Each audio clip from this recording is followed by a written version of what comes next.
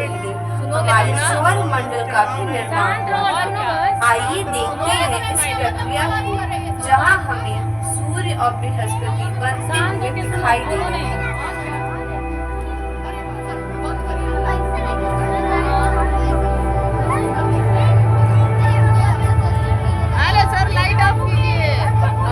Photo click कर रहे हैं क्या?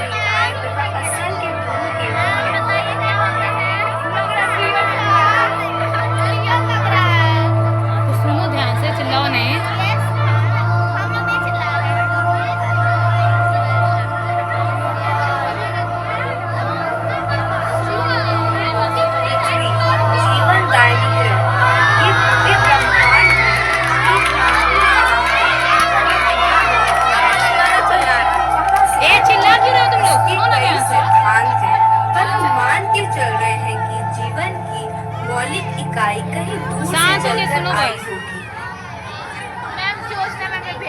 चिल्लाना नहीं है, चिल्लाओ नहीं, सुनो बस सुनो।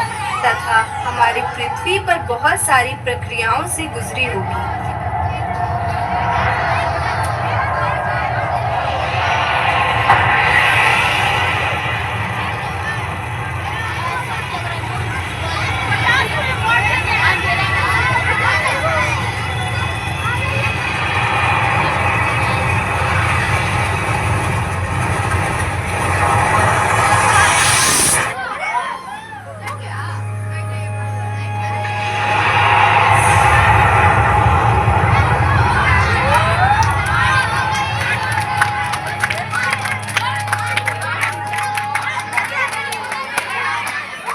जहाँ सूर्य के प्रकाश सुनो, आवाज नहीं और करो। अन्य तत्वों की उपस्थिति में पहले एक कोशीय जीव का जन्म होता है।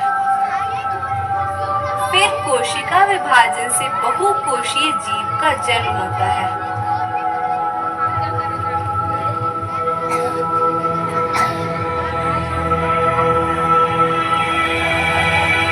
और फिर इंसान का जन्म होता है। जब से मानव जाति पैदा हुई तब से विस्मय भरी ढेर सारी तंत्रकथाएं रचाई जाती रही। हमारे पूर्वजों को नक्षत्र मंडल का अच्छा ज्ञान था। धीरे धीरे प्राथमिक अवलोकनों से कुछ सरल पद्धतियां ज्ञात हुई, जिनके माध्यम से सबसे पहले कैलेंडर बनाया गया। वार्षिक श्रृंखलाएं समझे जाने पर कृषि और बस्तियों का निर्माण हुआ और पुरानी संस्कृतियां विकसित हुई। उसी दौरान आकाश के पहले मानचित्र बनाए गए, जिसमें चमकदार तारों को राशियों में बांटा गया। इन मानचित्रों ने नौ संचालन को बढ़ावा देकर अन्वेषण और व्यापार का विकास किया।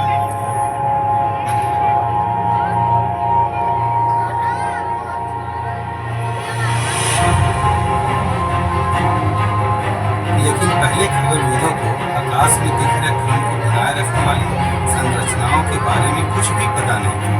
उन पहले खगोलविदों का दृष्टिकोण तंत्र कथाओं से जुड़ा हुआ था।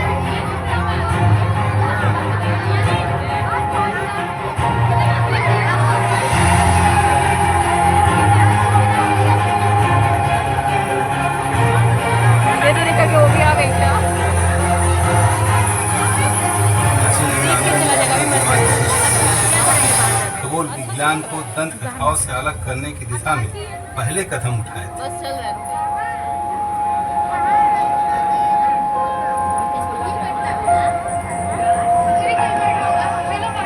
उन दिनों के बुद्धिजीवियों जैसे पाइथागोरस, एराटोस्थेनेस, अपोलोनियस तथा टॉलमी आदि ने वैज्ञानिक रूप से खगोल विद्या बढ़ाई और खगोलीय घटनाओं की भविष्यवाणी के लिए प्रणालियां भी बनाई।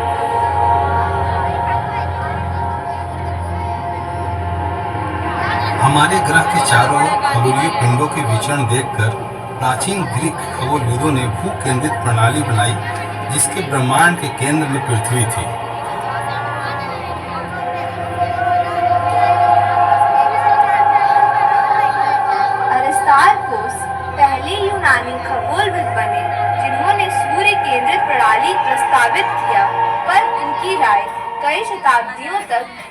नजरअंदाज की गई।